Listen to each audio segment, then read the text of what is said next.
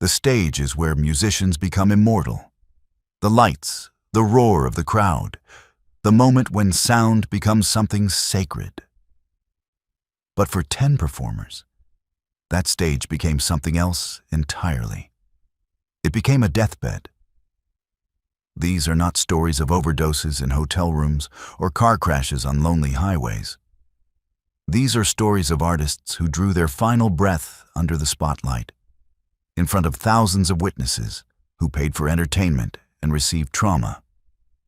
From gunshots to heart attacks, from electrocution to sudden collapse, this is the dark congregation of performers who died doing what they loved.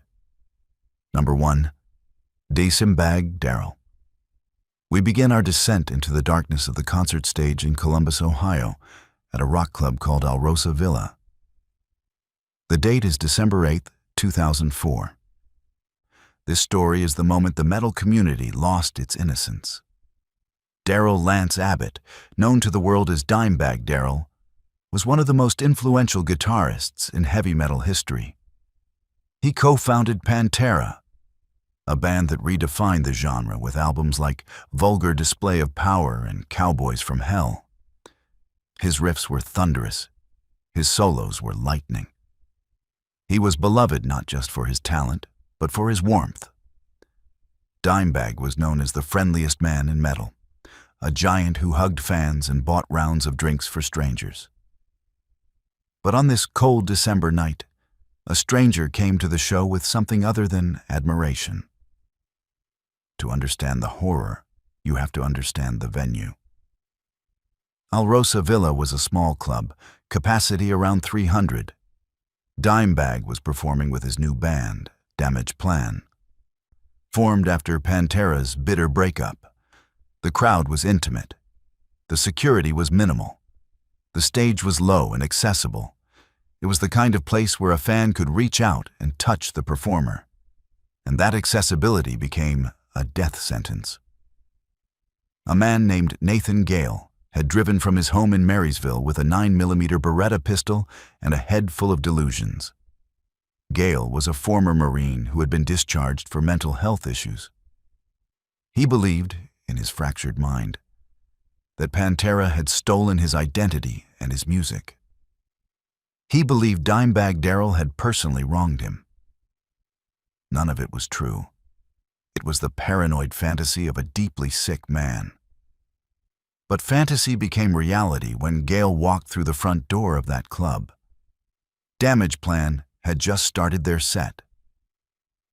They were less than 2 minutes into their first song when Nathan Gale rushed the stage. He moved so fast that witnesses thought it was part of the show. Some thought it was a fan trying to get close. But then Gale raised the pistol and fired. He shot Dimebag Darrell in the head at point-blank range. The guitarist collapsed instantly, but the gunman did not stop. He continued firing, shooting Dimebag multiple times as he lay on the stage. The crowd erupted into chaos. People screamed, people ran, people froze in disbelief. Nathan Gale then turned the gun on others, killing 3 more people and wounding 7, before a police officer named James Niggemeyer entered through the back of the club and shot Gale dead with a single blast from his shotgun. The 4 people who died that night were Dimebag Darrell, club employee Aaron Halk, who tried to perform CPR on the guitarist, Nathan Bray, a fan who tried to disarm the shooter, and Jeff Thompson, the head of security at Alrosa Villa. They were heroes who ran toward danger. They paid with their lives. I want to ask you a furious question about access. Dimebag Darrell died because a mentally ill man with a grudge walked into a rock club with a loaded weapon. There was no metal detector. There was no pat-down. The stage was wide open. Do you think the music industry learned anything from this massacre? How many venues changed their security protocols? Or did the business just shrug and wait for the next tragedy? The aftermath was devastating. Dimebag Darrell was buried in a kiss casket provided by Gene Simmons. Eddie Van Halen contributed one of his iconic guitars to be placed in the coffin. Thousands of fans lined the streets for his funeral procession. His brother Vinnie Paul, the drummer of Pantera and Damageplan, never recovered from the loss. He died in 2018, and many believe his heart was broken beyond repair that night in Columbus. I want to ask you a painful question about the performer-fan relationship. Musicians are taught to love their fans, to be accessible, to be one of the people. Dimebag embodied that philosophy. He died for it. Does this story make you suspicious of the hands reaching toward the stage? Can an artist ever be too close to their audience? Dimebag Darrell played guitar like a god, but he was killed like a man, vulnerable and mortal under the lights he loved. If this brutal story of the Metal Massacre left you shaken, please hit the like button. Share this video to honor the legacy of a guitarist whose riffs will never be silenced by bullets. Number 2. Mark Sandman. We leave the blood-soaked stage of Ohio and travel across the Atlantic Ocean to the ancient city of Palestrina, Italy. The date is July 3rd, 1999. This story is a quieter tragedy, but no less devastating. There were no gunshots, there was no warning. Just a man, his bass, and a heart that decided to stop. Mark Sandman was the leader, vocalist, and two-string bass player of Morphine, a band that defied categorization. They called their sound low rock. It was jazz, blues, and rock filtered through a haze of smoke and late-night melancholy. Sandman had a voice like whiskey poured over gravel. He sang about insomnia, desire, and the empty spaces between people. He was a cult hero, adored by critics and musicians who recognized his genius. To understand the loss, you have to understand the man. Sandman was 46 years old, a survivor who had already cheated death once. In 1982, his girlfriend and fellow musician had died of a drug overdose. Sandman himself had struggled with heroin in his youth. But he had cleaned up. He had found purpose in his music. Morphine was his redemption. The band was touring Europe, riding a wave of critical acclaim. They had just released their 5th album. The future looked bright. The festival in Palestrina was outdoors, a warm summer night under the Italian sky. Morphine took the stage around midnight. Sandman was doing what he always did, playing his custom 2-string slide bass, singing in that hypnotic baritone, casting his spell over the crowd.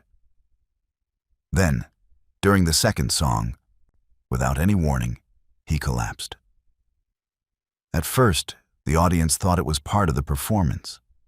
Sandman was known for his intense physical shows, but he did not get up. The music stopped. Roadies rushed to the stage. Medics were called. Efforts to revive him were unsuccessful.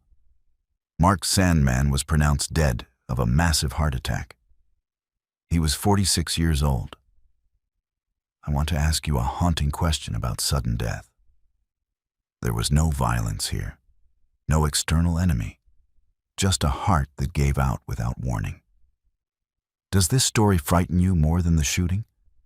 A bullet, at least, you can see coming. A heart attack strikes from inside, a betrayal by your own body.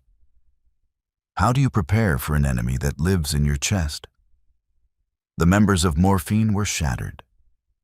Saxophonist Dana Colley and drummer Billy Conway stood on that stage and watched their friend die. The tour was canceled. The band was over. There would be no more Morphine albums, no more late-night sets drenched in blue light. The music stopped the moment Mark Sandman's heart did. I want to ask you about the cost of touring. Musicians push their bodies to the limit. The travel, the stress, the sleepless nights, the constant performance. Does the industry ask too much? How many artists are walking time bombs, one show away from collapse? Mark Sandman sang about the darkness, but the darkness was already inside him, waiting. If this somber story of the low rock poet who fell silent left you mourning the music we lost, please hit the like button. Share this video to ensure the legacy of morphine lives on in new ears. Number 3. Les Harvey. We leave the Italian festival grounds and travel back in time to the grey, rain-soaked city of Swansea, Wales. The date is May 3rd, 1972. This story is not about a crazed gunman or a failing heart. This story is about a microphone, a puddle of water, and an industry that treated safety as an afterthought. Les Harvey was the lead guitarist of Stone the Crows, a Scottish blues rock band that was on the verge of major success. He was 25 years old, handsome, talented, and engaged to the band's lead singer, Maggie Bell. They were the golden couple of British rock, destined for greatness. But destiny had other plans. To understand the tragedy, you have to understand the conditions. The concert was held at Swansea's top-ranked suite. It was a routine gig, nothing special. The band was setting up for a sound check before the evening performance.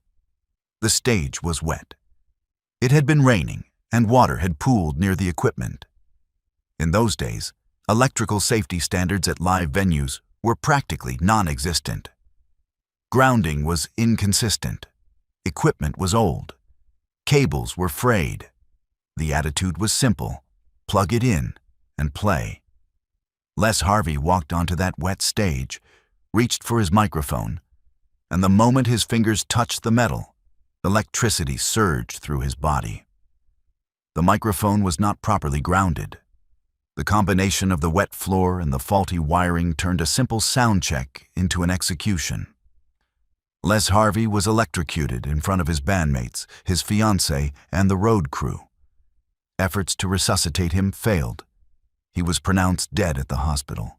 He was 25 years old, killed by the very tools of his trade. I want to ask you a furious question about negligence. Les Harvey did not die because of fate. He died because someone failed to check the equipment, someone failed to dry the stage, someone failed to ensure that a human being would not be killed by touching a microphone. Who was held accountable? The answer is almost no one.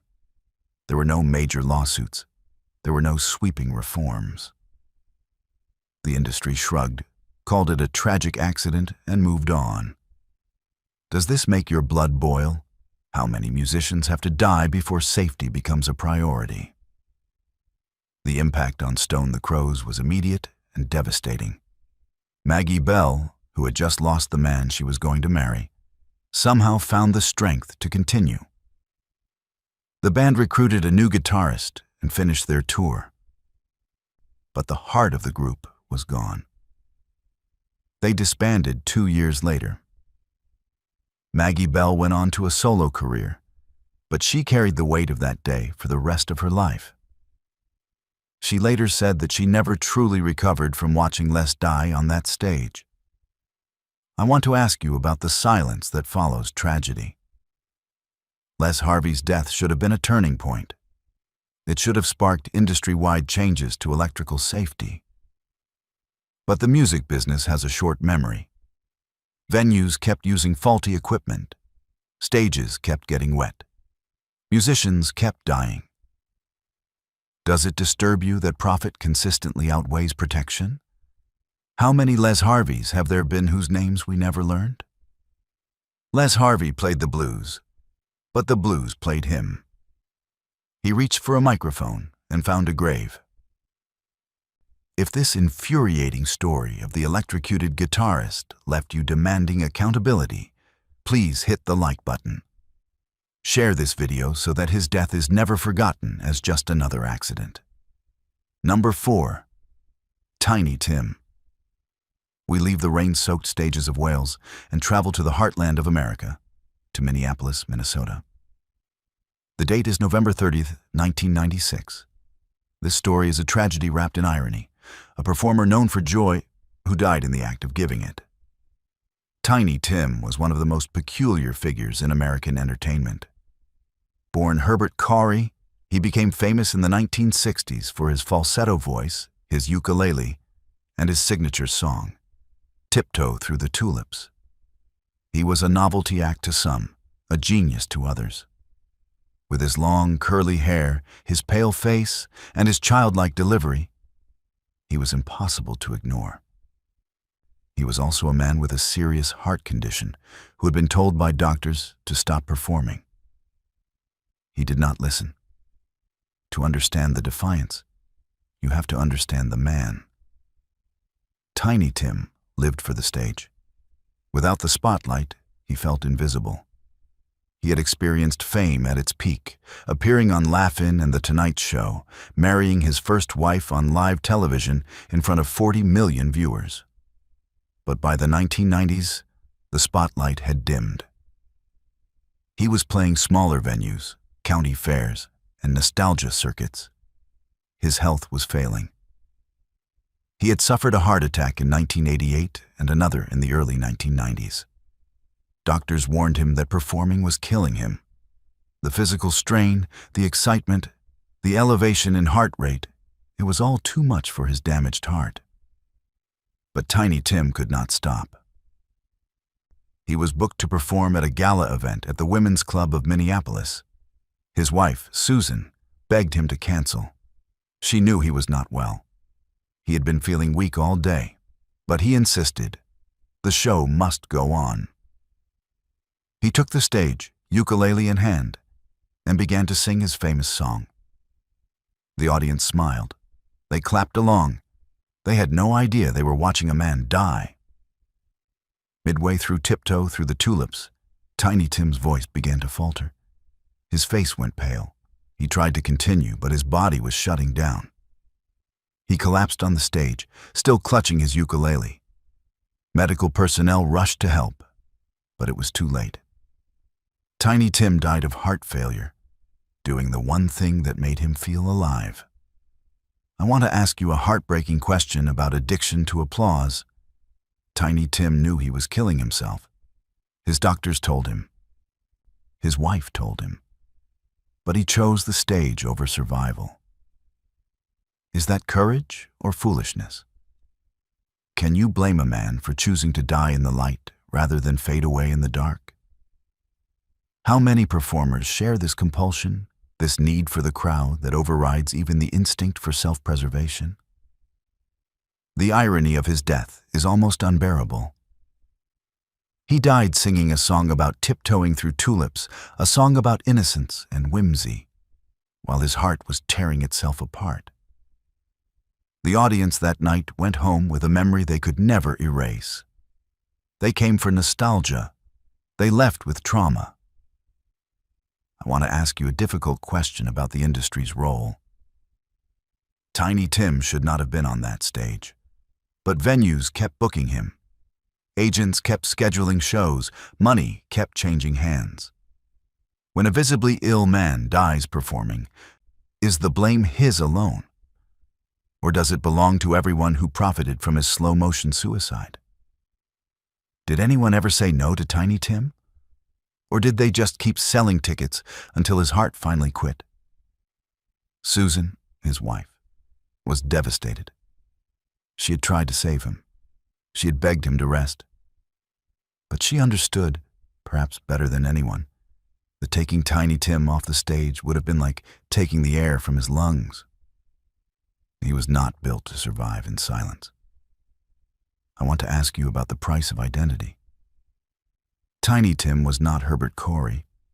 Herbert Corey was a shy, awkward man who found transformation behind a persona. Tiny Tim was the mask that let him live.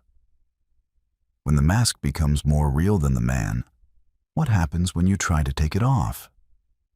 Did Tiny Tim die because he loved performing, or because he could not exist without it?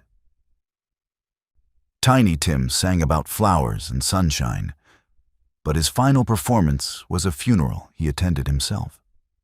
He tiptoed through the tulips one last time and never came back. If this bittersweet story of the ukulele man who chose the stage over his own heartbeat left you conflicted, please hit the like button.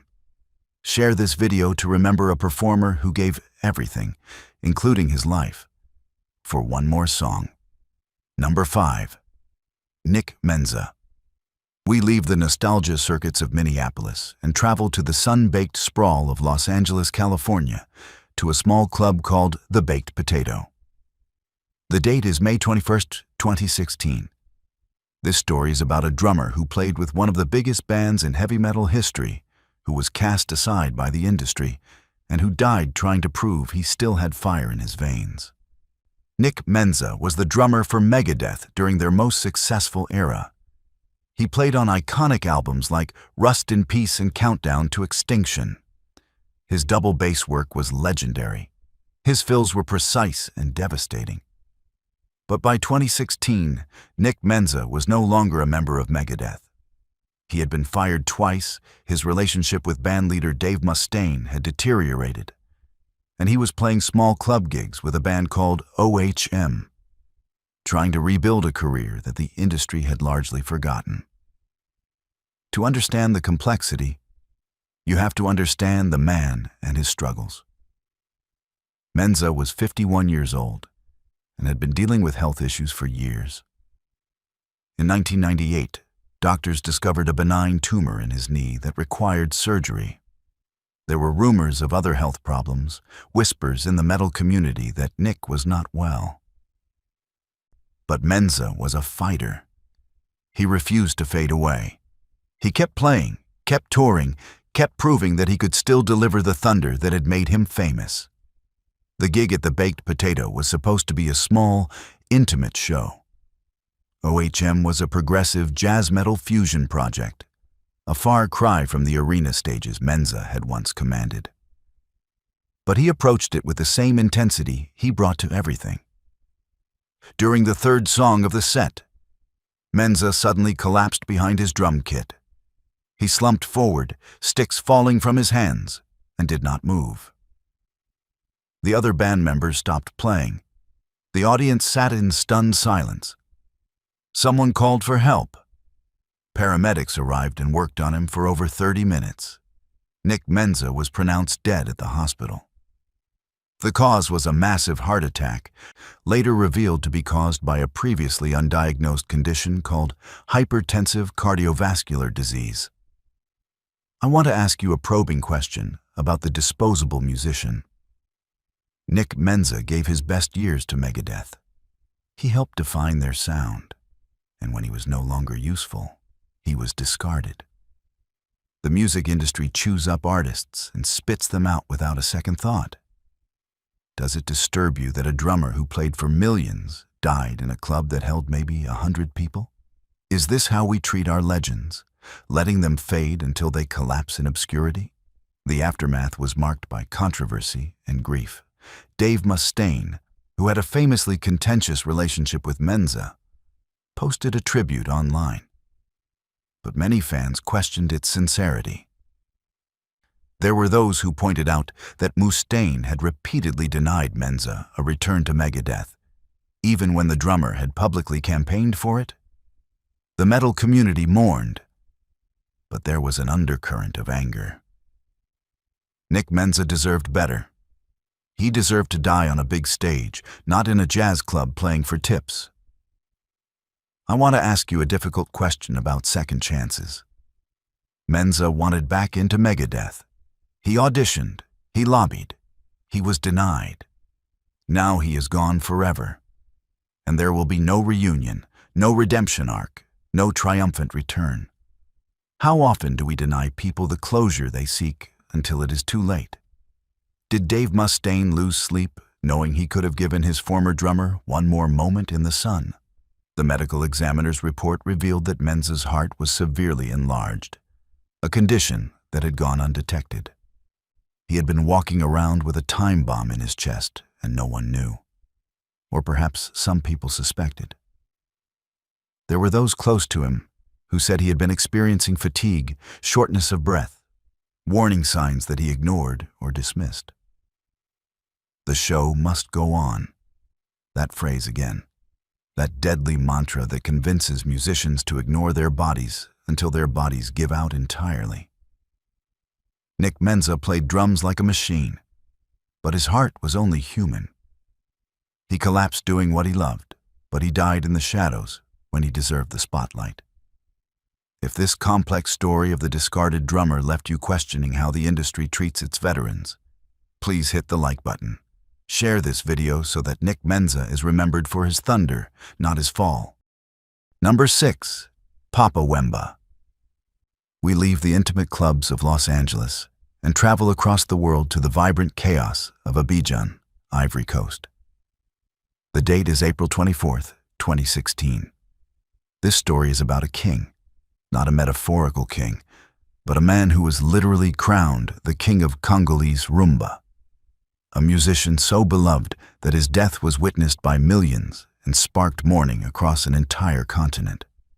Papa Wemba, born Jules Shungu Wembadio Pene Kikumba, was one of the most influential African musicians of the 20th century. He pioneered a genre called Congolese rumba, blending traditional African rhythms with Cuban influences. He was a fashion icon who inspired the Sapeur movement, a cultural phenomenon of impeccably dressed Congolese men who turned style into philosophy. He was 66 years old and still performing with the energy of a man half his age. To understand the magnitude, you have to understand his reach.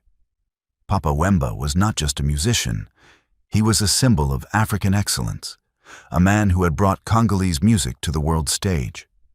He had collaborated with Peter Gabriel. He had performed at festivals across Europe and America. He was a living legend, and on that April night, he was performing at the FEMUA Festival, one of the largest music events in West Africa. Thousands of fans had gathered to see him. Television cameras were broadcasting the performance live. The whole continent was watching. Papa Wemba took the stage in his signature flamboyant style, dressed in elaborate clothing, moving with the grace that had defined his career. He was performing one of his classic songs, surrounded by his band, the crowd singing along to every word. And then, without warning, he collapsed. He fell backward, his body crumpling onto the stage. The music stopped. Dancers rushed to his side. Security personnel pushed through the chaos. The cameras kept rolling, broadcasting every horrific second to millions of viewers across Africa. Efforts to revive him were frantic but futile. Papa Wemba was rushed to a hospital where he was pronounced dead. The cause was cardiac arrest. I want to ask you a searing question about public death. Millions of people watched Papa Wemba die in real time. They saw his body fall. They saw the panic. They saw the moment when the music became silence. What does it do to a culture when they witness the death of a king? Is there something sacred violated when death becomes content?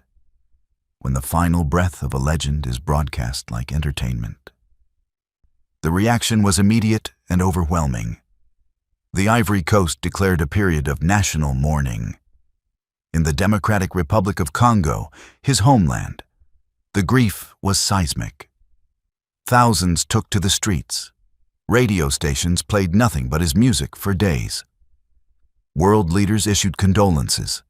The African Union called him an icon. His funeral in Kinshasa drew hundreds of thousands of mourners. It was the largest funeral procession in Congolese history. I want to ask you a painful question about the demands on aging artists. Papa Wemba was 66 years old. He had been performing for over 50 years. The heat in Abidjan that night was intense. The stage lights were blazing. The energy required to perform at that level is enormous. Should there be a point where we tell our legends to rest? Or is it their right to die as they lived, in the fire of performance? Who decides when enough is enough? The footage of his collapse is still available online. You can watch it if you have the stomach for it. You can see the exact moment when one of Africa's greatest musicians leaves this world. It is disturbing viewing. It raises questions about what we consume and why. Death has become clickable. Tragedy has become content. Papa Wemba deserved a private passing, surrounded by family, not a viral moment dissected by millions. I want to ask you about legacy and spectacle. Does dying on stage cement a legend or cheapen it? Papa Wemba gave his entire life to music. His final gift was his final breath, offered up on a stage in front of his people. Is that beautiful or obscene? Can it be both? Papa Wemba was the king of rumba, but even kings cannot outrun death. He fell in Abidjan, and a continent wept. If this devastating story of the African icon, whose death was broadcast to millions, left you grappling with questions about mortality and media, please hit the like button. Share this video to honor a king who deserved a throne, not a deathbed made of stage lights. Number 7. Mikaben. We leave the morning continent of Africa and travel to the glittering city of lights, to the massive Accor Arena in Paris, France. The date is October 15th, 2022. This story is different from the others. This is not a tale of violence or negligence or ignored warnings.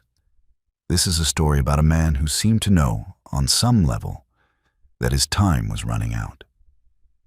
A man whose final performance was so transcendent, so full of fire, that those who witnessed it would later wonder if he was saying goodbye.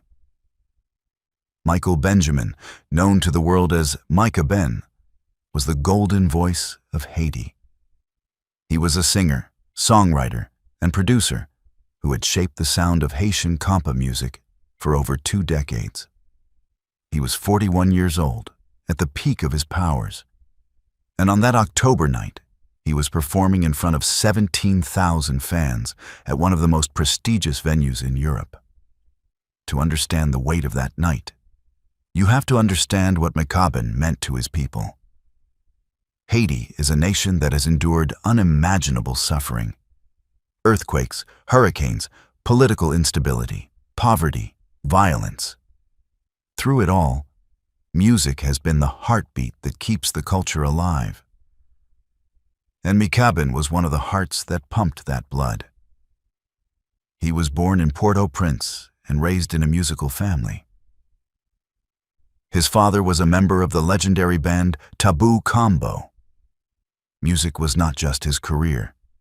It was his inheritance, his identity, his purpose. He had written songs that were played at every Haitian wedding, every celebration, every moment of joy. His voice was the sound of home for millions of people scattered across the diaspora. The concert at Accor Arena was a homecoming of sorts. Mikaben was performing as a guest artist with Karimi, another beloved Haitian band. The arena was packed with Haitians living in France, people who had traveled from across Europe to experience a piece of their homeland. The energy was electric. The crowd sang every word, and Mikaben delivered a performance that witnesses would later describe as otherworldly. He moved across the stage with unusual intensity. He held notes longer than necessary, as if savoring each one. He looked out at the crowd with an expression that some interpreted as pure love, and others, in retrospect, interpreted as farewell. I want to ask you a haunting question about premonition. In the days before the concert, Mikaben had been posting reflective messages on social media. He wrote about gratitude. He wrote about legacy. He wrote about the importance of telling people you love them while you still can. At the time, it seemed like the musings of a thoughtful artist. In hindsight, it reads like a man putting his affairs in order. Do you believe some people sense their own death approaching? Is there a frequency that only the dying can hear, a whisper from the other side that says your time is almost up? The final song Mikaben performed that night was one of his biggest hits. He gave everything to it. He danced. He shouted. He connected with the audience in a way that felt almost supernatural. And then, as the song ended, as the crowd erupted in applause, Mikaben collapsed. He fell backward on the stage, his body going limp. At first, some thought it was part of the show, a dramatic flourish. But the seconds stretched into panic. The music stopped. Crew members rushed to his side. The massive screens in the arena showed his motionless body. 17,000 people watched in horror as medics performed CPR. The arena fell silent except for the sound of prayers being whispered in Creole. Mikaben was rushed to a hospital, but it was already too late. He was pronounced dead shortly after arrival. The cause was a massive heart attack. He was 41 years old. He died in the City of Lights, surrounded by the love of his people. At the exact moment when his music had reached its crescendo. I want to ask you a spiritual question about timing. Mikaben did not die in a hospital bed, withered and fading. He did not die alone in his home, forgotten by the world. He died at the peak of a performance, in front of thousands who adored him, with the echo of applause still ringing in his ears. Is there something sacred in that timing? Did the universe grant him the death that every performer secretly dreams of? To leave this world in a blaze of glory rather than a slow fade to black? Or is that romanticizing a tragedy? Finding meaning where there is only random, cruel biology? The reaction in the Haitian community was seismic. Social media exploded with grief. Tributes poured in from artists around the world. The Haitian government declared a period of national mourning. In Port-au-Prince, in Miami, in Montreal, in every city with a Haitian population, people gathered to weep and to play his music. The footage of his collapse spread across the internet, watched millions of times by people who could not look away from the moment when joy became devastation. I want to ask you a difficult question about consuming death. That footage is still online. You can watch Mikaben's final moments if you choose. Millions have. But should you? Is there something voyeuristic about watching a man die for entertainment, even if the intent is to honor him? Where is the line between bearing witness and exploitation? The people in that arena did not consent to watch a death. They came for music they left with trauma, and now that trauma is available for anyone with an internet connection to experience. His widow, Vanessa, spoke publicly about her grief in the months that followed. She described a man who lived fully, who loved deeply, who approached every performance as if it might be his last. She did not know how prophetic that approach would turn out to be. She spoke of his final mourning, how he had held her a little longer than usual, how he had told her he loved her with an intensity that seemed different somehow. These details haunt because they suggest a knowing that defies explanation. I want to ask you about the burden of the survivor. Vanessa must live the rest of her life with those final moments playing on a loop. The last embrace, the last words, the knowledge that something in him sensed the end was near. How does a person carry that weight? How do you move forward when the last image of your husband is his body falling on a stage in front of 17,000 strangers? The grief of a public death is different. It belongs to everyone. The widow must share her sorrow with millions who feel they have a claim to the departed. Mikaben sang about love and life, but his final performance was a meditation on mortality that no one recognized until it was too late. He gave Haiti one last gift, a performance so powerful that it transcended entertainment and became something approaching ritual. He died as he lived, in the spotlight, surrounded by the music that defined him. But what about those who remained on that stage after he fell? What about the bandmates who had to watch their friend die? What about the 17,000 witnesses who came for celebration and received devastation? The next chapter of this journey will explore those left behind, The survivors who must carry the weight of watching death arrive uninvited. If this profound story of the Haitian star who seemed to sense his own ending left you contemplating the mysteries of fate and farewell, please hit the like button. Share this video to ensure that Mikaben's voice echoes beyond the silence that took him. Number 8. Costa Titch. We leave the Accor Arena in Paris and travel south across the equator to the sun-drenched city of Johannesburg, South Africa. The date is March 11th, 2023. This story is not just about the man who died. It is about the thousands who watched him fall. It is about the survivors, the witnesses. The fans who went home that night with images burned into their minds that will never fade. Costa Titch, born Constantinos Tsobanoglu, was a rising star of South African amapiano music, a genre that had exploded from the townships of Pretoria to dance floors around the world. He was 28 years old, impossibly energetic, and performing at the Ultra South Africa Festival when death came for him in front of tens of thousands of people. But the tragedy did not end when his heart stopped. The tragedy continues every day in the minds of those who cannot forget what they saw. To understand the scope of this psychological devastation, you have to understand the setting. Ultra South Africa is one of the largest electronic music festivals on the continent. It draws crowds of over 30,000 people. The stages are massive. The production is world-class. The energy is euphoric. People come to dance, to celebrate, to lose themselves in the music. They do not come to witness death.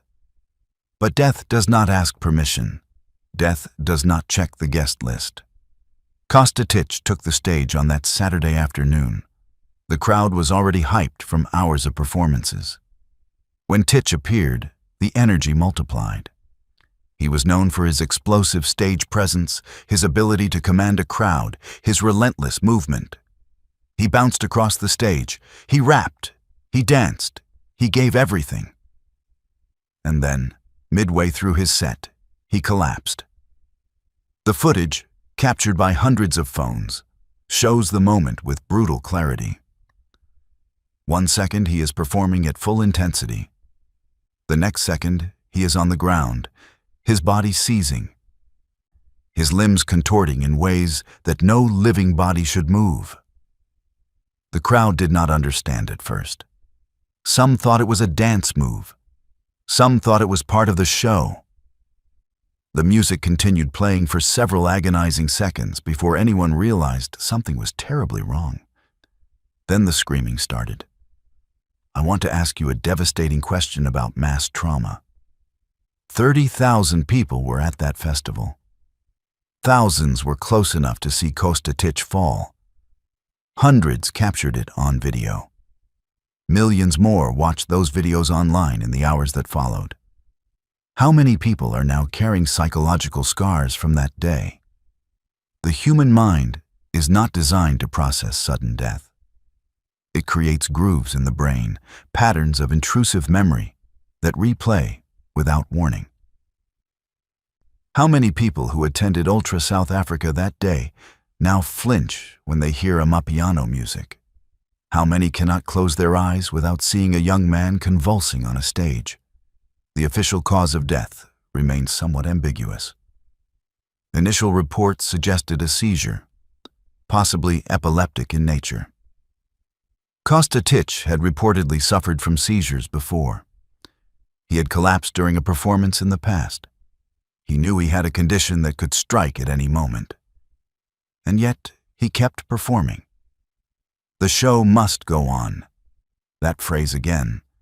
That deadly covenant between performer and audience that demands artists sacrifice their bodies for our entertainment. Costa Titch knew the risks. He accepted them.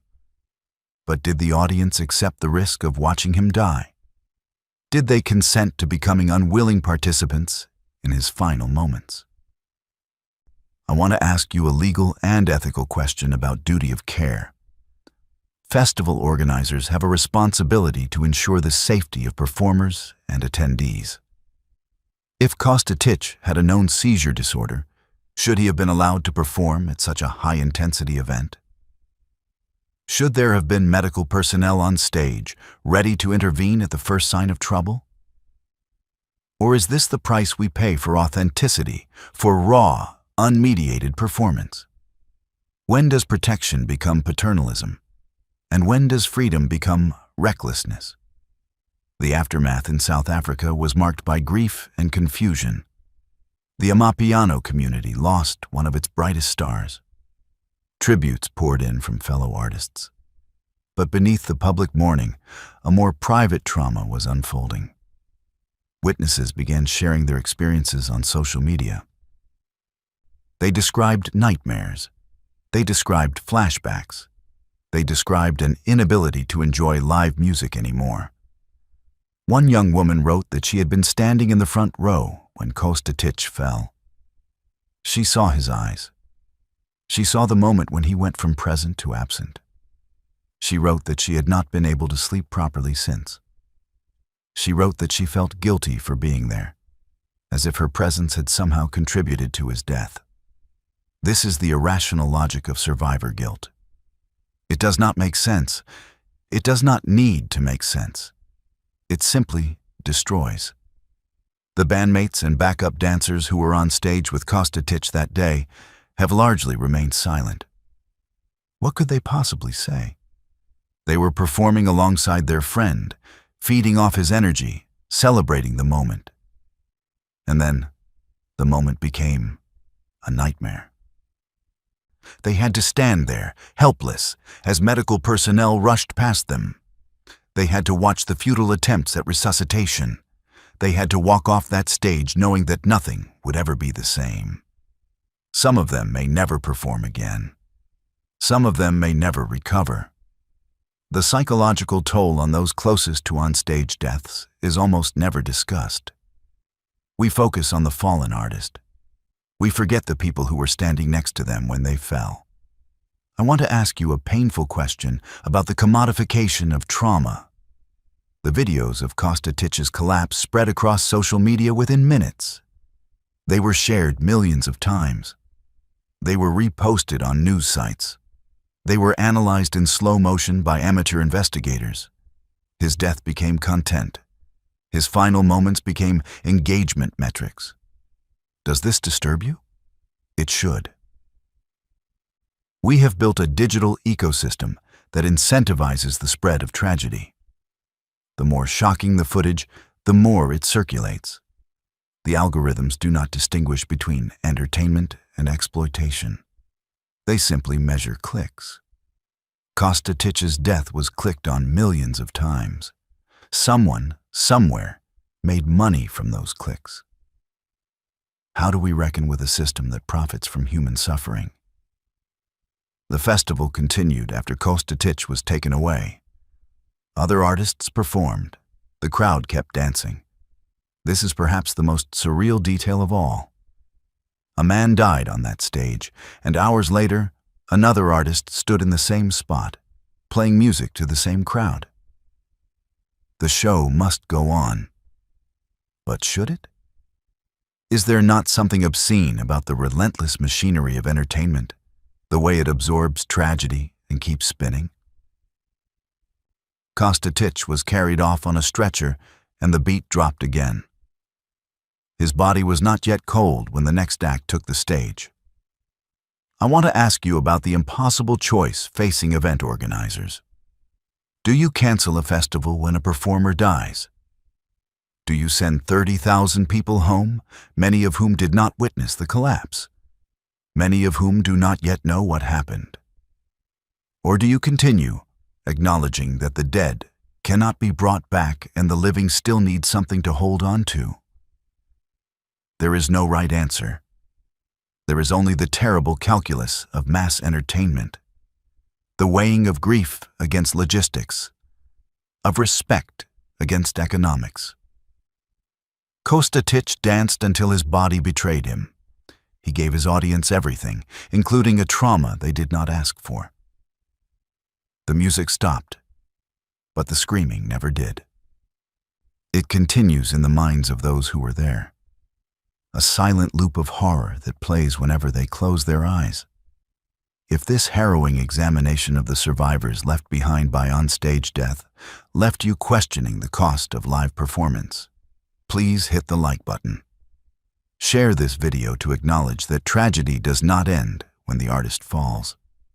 It continues in everyone who witnessed the fall. Number 9. Johnny Guitar Watson. We leave the festival grounds of South Africa and travel back through the decades and across the Pacific Ocean to the neon-lit city of Yokohama, Japan. The date is May 17, 1996. This story is about a death that changed everything. Not through legislation or lawsuits, but through the sheer weight of its symbolism. Johnny Guitar Watson was a blues and funk pioneer who had influenced everyone from Jimi Hendrix to Prince. He was the gangster of love, a showman who had been performing for over 4 decades. When he collapsed on that Japanese stage, it marked the end of an era and forced the music industry to confront an uncomfortable truth.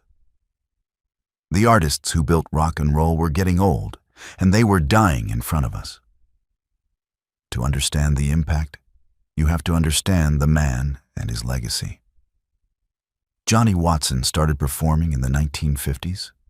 He was a guitar virtuoso who pioneered techniques that would define rock music.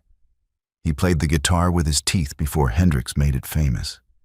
He wore outrageous outfits before funk existed. He sang about pimps and players with a wink and a swagger that made him a legend in both blues and early hip-hop circles. By 1996, he was 61 years old and still touring relentlessly. The road was his home. The stage was his church. He had no intention of slowing down. The concert in Yokohama was part of a Japanese tour, a market that had always embraced Watson with particular enthusiasm. Japanese audiences revered American blues musicians in a way that sometimes surpassed their appreciation back home. Watson was performing at the Blues Cafe, giving everything he had to a crowd that hung on every note. He was in the middle of a song, his fingers dancing across the guitar strings, his voice carrying that unmistakable growl. And then he stopped. His hands fell away from the instrument. His body swayed. He collapsed on the stage, the guitar still strapped to his body, feedback screaming through the amplifiers. He was pronounced dead shortly after. The cause was a massive heart attack. The gangster of love had played his final hand. I want to ask you a question about the mythology of dying on stage. There is a romantic notion that dying while performing is the perfect death for a musician. You go out doing what you love, in front of people who love you. But is that romance obscuring something darker? Johnny Watson had been touring for over 40 years. His body was exhausted. The constant travel, the late nights, the physical demands of performance had accumulated into a debt that his heart could no longer pay. Is dying on stage a beautiful exit, or evidence of an industry that works its artists until they literally drop dead? The aftermath of Watson's death reverberated through the music industry in subtle but significant ways. Insurance companies began paying closer attention to the health of touring musicians. Some venues started requiring medical clearances for older performers. The conversation about artist welfare, which had long been ignored in favor of profit margins, began to gain traction. Watson's death did not single-handedly transform the industry, but it added to a growing body of evidence that something was deeply wrong with how we treated the people who gave us our soundtracks. I want to ask you about the economics of the aging musician. Johnny Watson was 61 years old. He could have retired. He could have lived off royalties and licensing deals. But like so many artists of his generation, he had been exploited by record labels, cheated out of publishing rights, left with little financial security despite decades of hit songs. He kept touring because he had to. The road was not just his passion. It was his paycheck. How many musicians are out there right now, bodies breaking down, hearts struggling, performing night after night because the industry that profited from their youth left them with nothing for their old age? The tributes that followed Watson's death were effusive. Prince, who had always cited Watson as a primary influence, spoke about him with reverence. Bootsy Collins, George Clinton, and the entire P-Funk universe acknowledged their debt to the gangster of love. But tributes are cheap. They cost nothing. What would have actually honored Johnny Watson was a royalty structure that paid him fairly, a healthcare system that covered aging musicians, an industry that saw its veterans as something other than nostalgia, acts to be worked until they collapsed. I want to ask you a furious question about posthumous respect. Why do we wait until artists die to celebrate them properly? Johnny Watson influenced generations of musicians, yet he spent his final years playing small clubs and overseas tours because the American market had largely forgotten him. Death has a way of restoring reputations. Albums get reissued, documentary films get made, retrospectives appear in magazines. But none of that helps the artist who needed recognition while they were alive to enjoy it. Does it comfort you to know that Johnny Watson is now considered a legend? Or does it enrage you that he died still hustling for gigs? The footage of Watson's final performance, unlike some of the deaths we have discussed, was not widely circulated. This was 1996, before smartphones, before social media, before every moment became potential content. His death was reported in music magazines and newspapers, mourned by those who knew his work, and then largely forgotten by mainstream culture. There is something almost merciful about this obscurity. Watson was spared the indignity of having his final moments dissected by millions of strangers. His death belonged to those who were there, not to the endless appetite of the algorithm. I want to ask you about the difference between being witnessed and being watched. The people in that Yokohama club witnessed Johnny Watson's death. They were present. They shared space with him. They breathed the same air. When we watch a death on video, we are not witnesses. We are spectators. There is a moral distinction between the two. The witness carries a sacred burden. The spectator consumes an experience that does not belong to them. Has the internet erased this distinction entirely? Can we even remember what it means to witness something rather than merely watch it? Johnny Watson's legacy lives on in the music he influenced.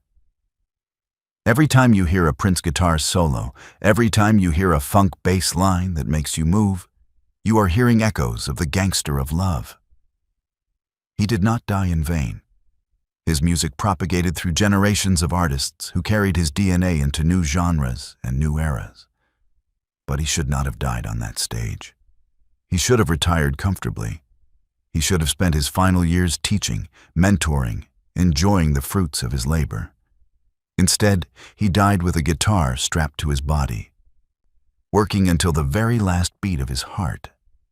The death of Johnny Watson represents a turning point, not a dramatic one marked by legislation or lawsuits, but a quiet shift in consciousness. After Watson, after Tiny Tim, after the mounting evidence that stages were becoming graveyards, some in the industry began to ask difficult questions. How do we protect our artists? How do we ensure they have health care, retirement plans, financial security?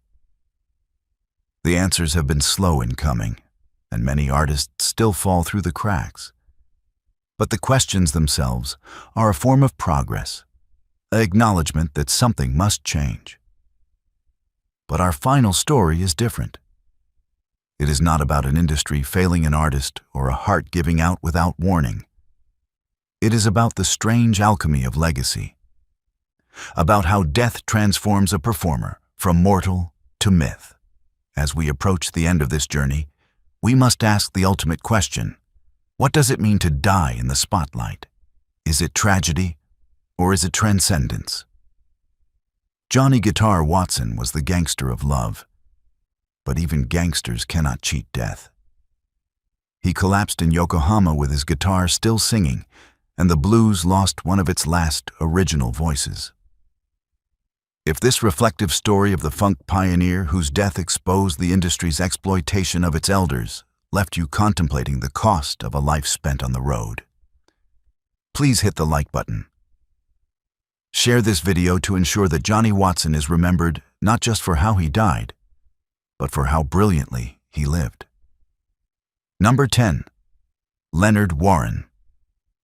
We leave the blues clubs of Japan and travel back further still, to the golden age of American opera, to the hallowed stage of the Metropolitan Opera House in New York City.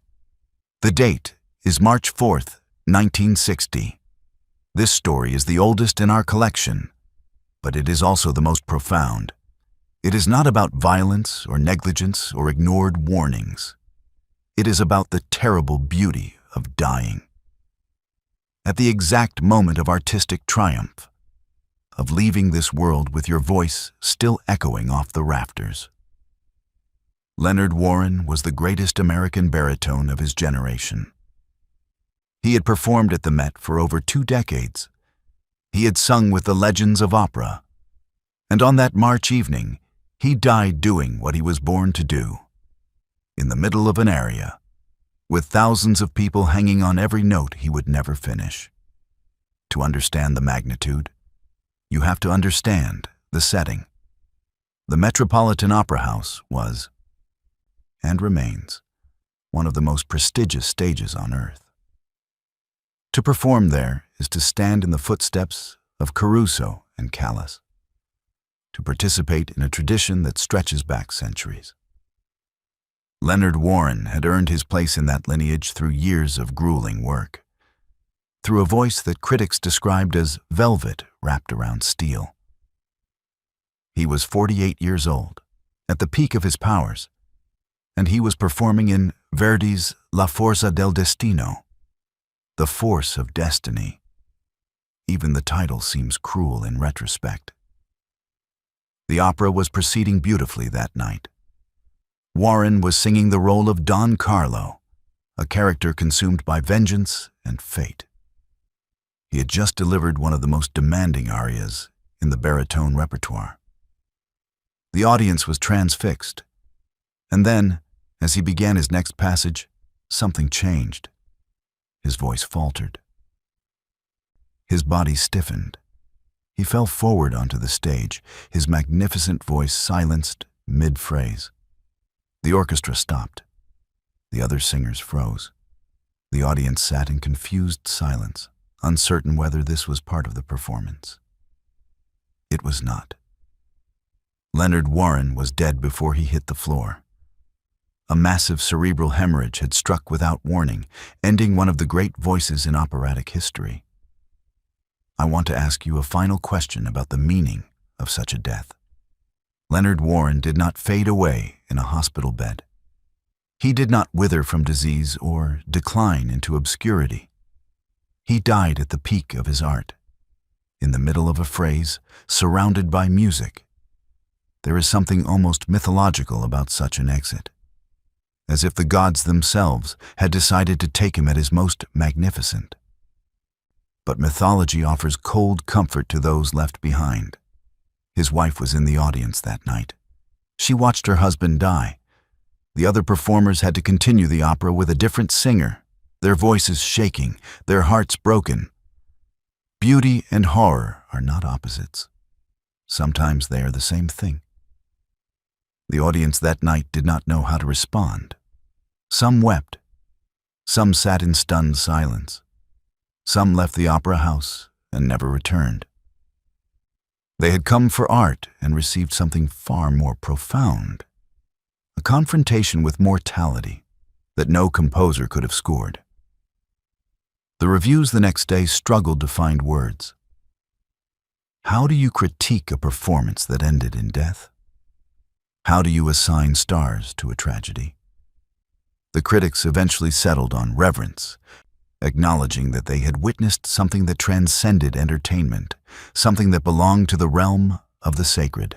I want to ask you about the intersection of art and death. When Warren fell, the aria he was singing was about fate, about forces beyond human control. He was embodying a character consumed by destiny, and then destiny consumed him. Is there meaning in such coincidences? Or are we simply pattern-seeking creatures desperate to find order in chaos? Perhaps it does not matter. Perhaps the meaning we assign to such moments is itself a form of survival, a way of making sense of the senseless. Leonard Warren's death changed nothing and everything. Opera continued. The Met continued. Other baritones rose to fill the void he left. But something shifted in the consciousness of the performing arts world. The vulnerability of the artist became impossible to ignore. The stage, which had always seemed like a place of transformation and transcendence, revealed itself as just another location where death could arrive uninvited. Warren proved that no amount of talent, no depth of training, no height of achievement could protect you from the fundamental fragility of being human. We have now traveled from Columbus to Yokohama, from Swansea to Abidjan, from Minneapolis to Paris to Johannesburg to New York. We have walked through the wreckage of 10 lives cut short under the spotlight. Dimebag Darrell, shot by a madman. Mark Sandman, felled by his own heart. Les Harvey, electrocuted by a faulty microphone. Tiny Tim, refusing to leave the stage that was killing him. Nick Menza, collapsing behind his drums. Papa Wemba, dying on live television. Mikaben, saying goodbye without knowing it. Costa Titch, seizing in front of thousands. Johnny Guitar Watson, working until his heart gave out. And Leonard Warren, silenced in the middle of a song about fate. 10 artists, 10 stages, 10 deaths that remind us of the terrible bargain performers make every time they step into the light. I want to ask you one final question about why we keep watching. We know the risks. We know that performers are mortal, that stages can become deathbeds, that the person we came to see might not leave alive. And yet we keep buying tickets. We keep filling arenas and concert halls and festival grounds. We keep asking artists to give us everything they have, knowing that sometimes everything includes their final breath. Is this love or exploitation? Is our appetite for live performance a celebration of human connection or a kind of ritualized sacrifice? Perhaps it is both. Perhaps the knowledge of death makes the music more precious, the performance more urgent, the connection more profound. The 10 musicians we have honored today did not die in vain. They died doing what they loved, surrounded by people who loved them back. That is more than most of us can hope for. Their deaths were tragedies, yes, but their lives were symphonies. And symphonies do not end when the final note fades. They echo. They reverberate. They live on in everyone who heard them. If this journey through the dark side of live performance left you changed, please hit the like button. Share this video to ensure these artists are remembered not for how they died, but for how brilliantly they lived. And make sure you are subscribed with the notification bell turned on. Since you stayed with us through this entire chronicle, our next series will explore territory even darker. 10 social media stars who died creating content. We will cover the rooftopper who fell 62 stories for a photograph, the YouTuber killed by an encyclopedia in a stunt gone wrong, and the TikToker who live-streamed her own fatal crash. These are the stories of people who traded their lives for likes, and the algorithm that devoured them whole. The stage is where musicians become immortal, but immortality has a price. For 10 performers, that price was everything. They gave their voices to the silence. They gave their bodies to the spotlight. And in return, they gave us something we can never repay. The memory of what it means to be fully alive, if only for one last song.